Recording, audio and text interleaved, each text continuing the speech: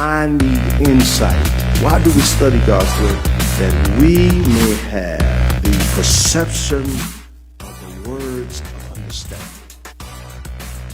The study to show thyself approved unto God, a workman need not be ashamed, and rightly divide the word of truth.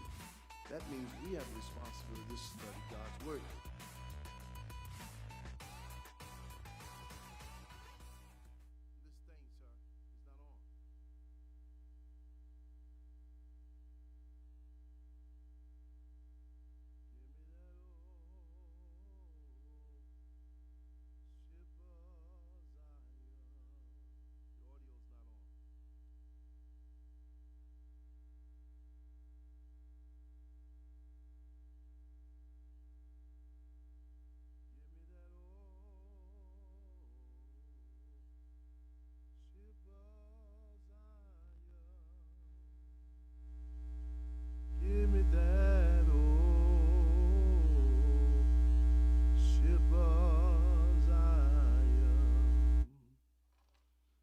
They can't hear the audio, buddy. That's it. Shibba. They hear bad feedback, too much feedback. That is it, thank you. Give me that old Shibba Zion, till that old Shibba Zion. Get on board, get on board. It had landed many a thousands. It has landed many a thousand. It has landed many a thousand. Get on board, get on board, till that old ship on Zion, till that old ship on Zion, till that old ship on Zion. Get on board, get on board. It was good for my dear mother. It was good for my dear mother. It was good for my dear mother. Get on board, get on board. It was good for my dear father. It was good for my dear father. Oh, it was good for my dear father. Get on board, get on board. Ain't no danger in that water.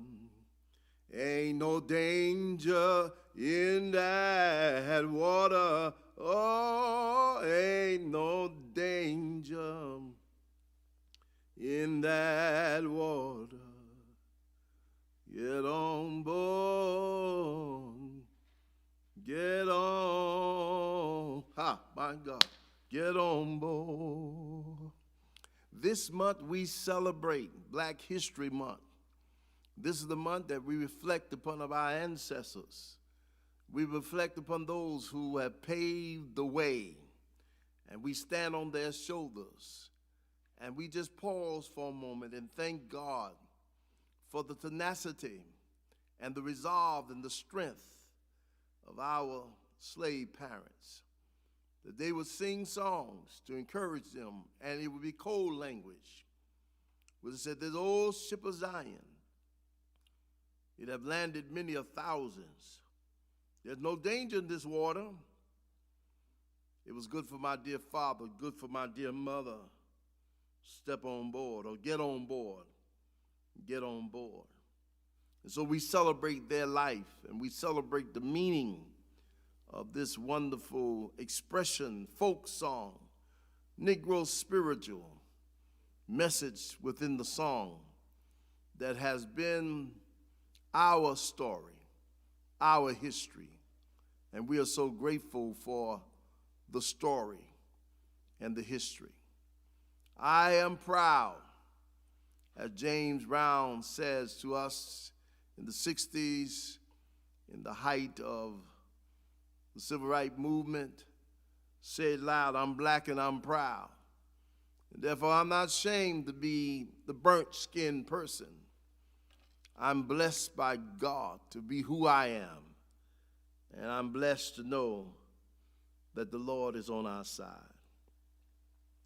Tonight, I want to begin our lesson today. And if you listened to us early on, I said that we will revisit each Wednesday at 12 noon. Thereafter, we try to come on and give you a look of our lessons, of what we want to teach.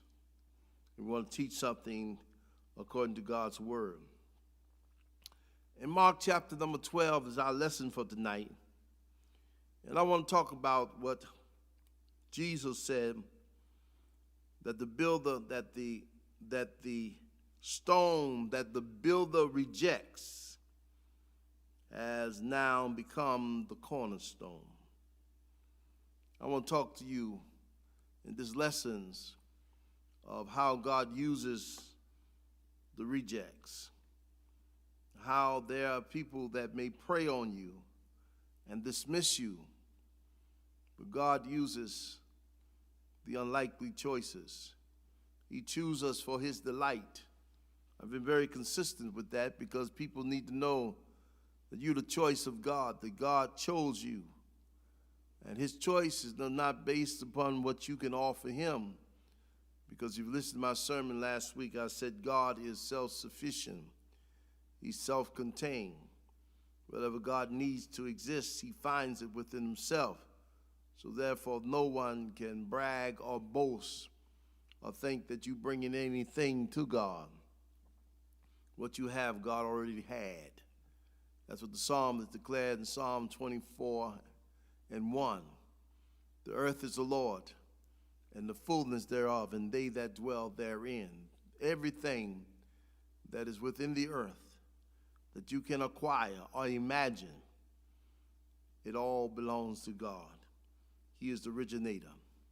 In Mark chapter number 12, listen to the parable that Jesus now teaches.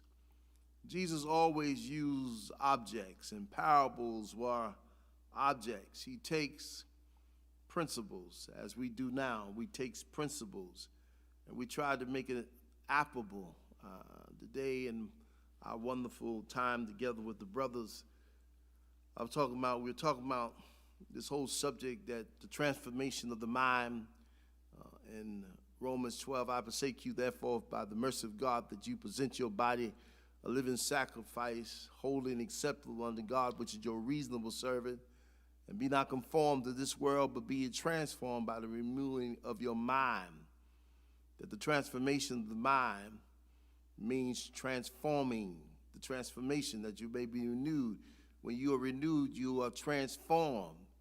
And there are some evidence, there are some tangible evidence, or practical, applicable, tangible things that you can point to that is the result of your renewing of your mind. One's renewal of the mind will cause some tangible things that you can point to say, as a result of me renewing my mind, this was what happened. John 10:10 says, the thief comes to